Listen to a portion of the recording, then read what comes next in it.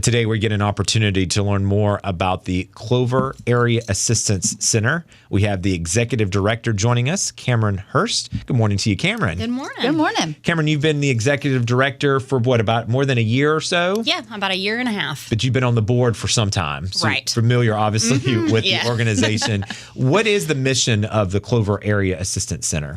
Yeah, so we strive to provide basic urgent needs for those that live within the Clover School District area. And those basic needs would include what, for example? So we have our biggest that we're most known for, obviously, is our full choice food pantry. So individuals get to come in and shop like they would a grocery store.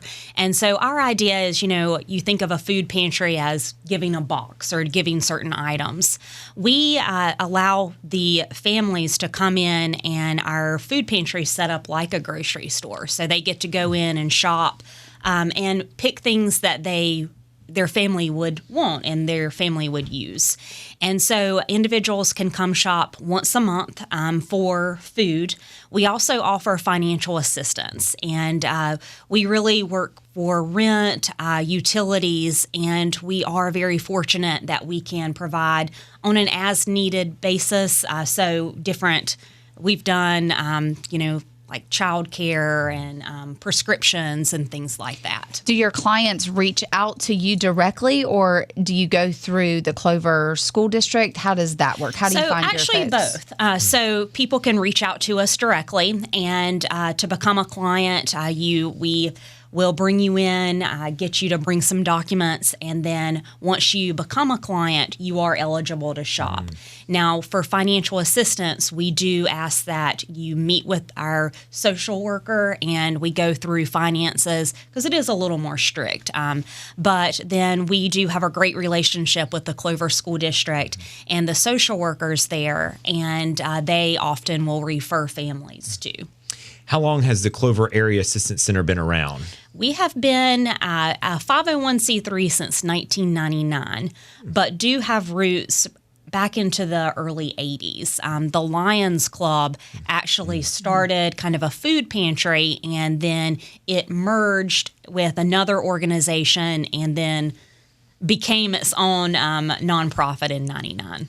And then when you look at the people you serve, either daily, weekly, monthly, or yearly, what does that number look like? So right now, we are seeing a big increase. So we serve around 220 families a month. And we saw the most interesting statistic is that we continue to see a rise in families.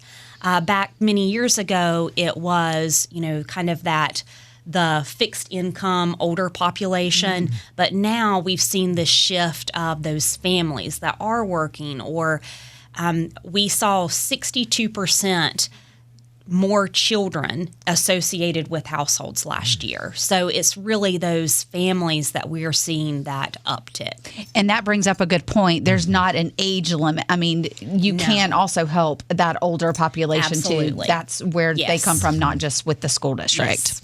Well, that's interesting. I guess given the climate that we have now with the economy, those that could get by prior with needing a little bit of help now have fallen, it sounds like, on really tough times where they need that in addition to other services that they have where they're working or going from there. But yeah, and what we're seeing is, I think everybody has been, when you go to the grocery store, you see that increase. I saw something on social media where someone had looked at their Walmart order from 2020. Yes, we talked about that. I actually did that. I did it. And so I have a family of 4. And I looked at a Walmart order from like May of 2020 and put everything in my shopping cart, and it was 39% more than what it was. And that's right here locally, because that original story was not done here locally. So that's really cool that you did that. And I mean, that's huge. Well, you're becoming an investigative reporter, Cameron. I like that. Yeah, that gentleman that did that has gone viral for that reason. And to Ashley's point, that was a national, or he was not from here. Right. The fact you did that. So just imagine, again, if there are other parts of your life where you're struggling and you get hit with that, thank goodness that there are nonprofits like you all at the Clover Area Assistance Center there to kind of help plug in where the gaps are. And the other thing that we're seeing, here locally is the price of rent.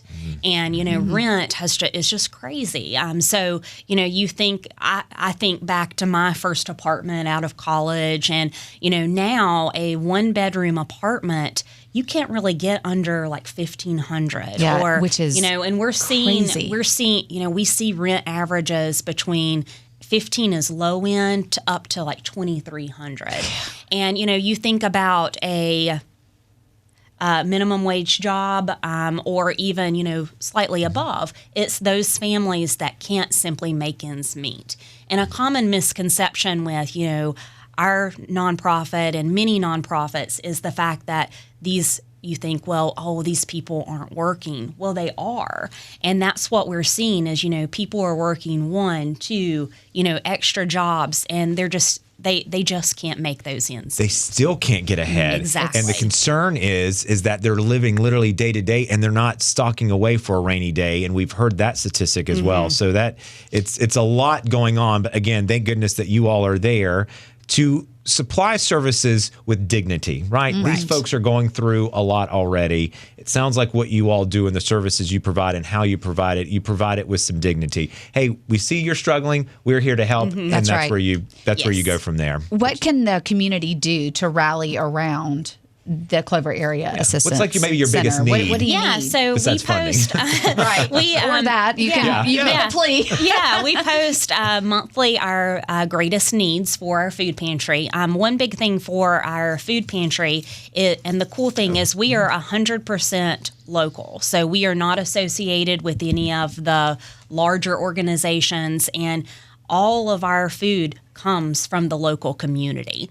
And so we found that, we posted on Facebook.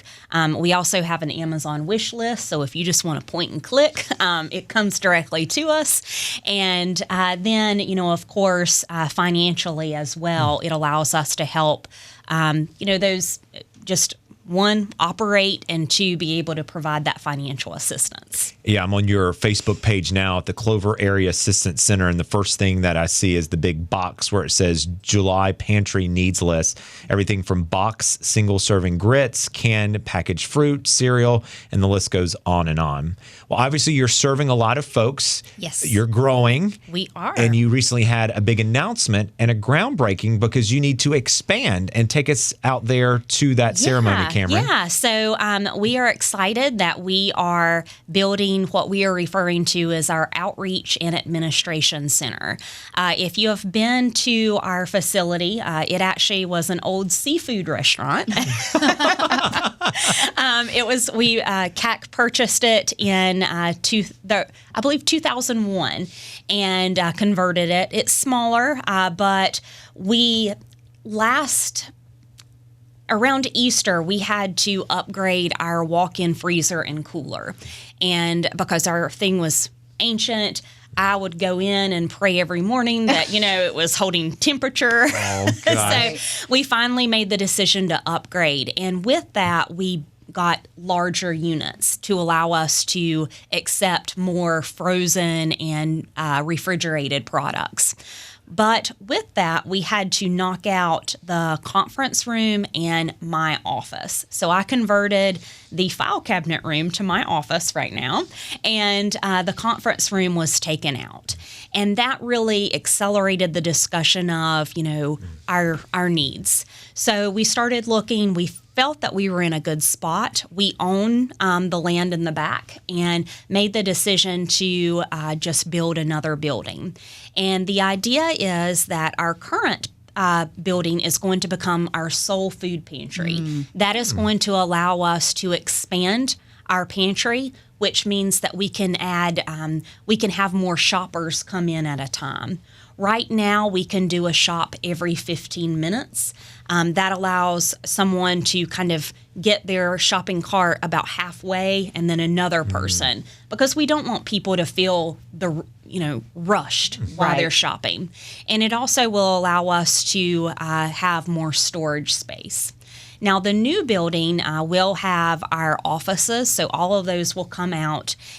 We will have a 25-person conference room, and the big thing for that is we offer financial literacy courses. So if you receive financial assistance from us, we require you to take one of those classes. And one of those classes are budgeting, needs versus want, the pitfalls of credit. Those are open to the public, so anyone can take those too. So we do like to share that. We've had to have those classes.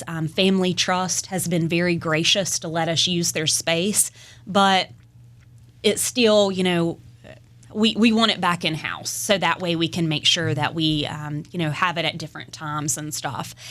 So we'll be able to bring our classes back in house. And the other big thing that we're excited about is what we're calling our outreach portion of the center.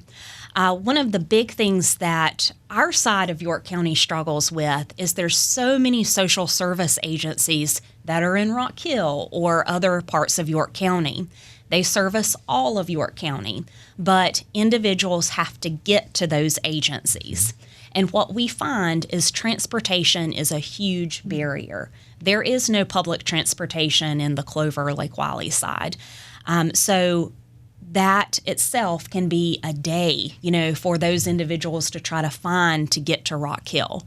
So we are going to be inviting agencies to utilize some offices and some a conference room to bring their services to our parts of the county.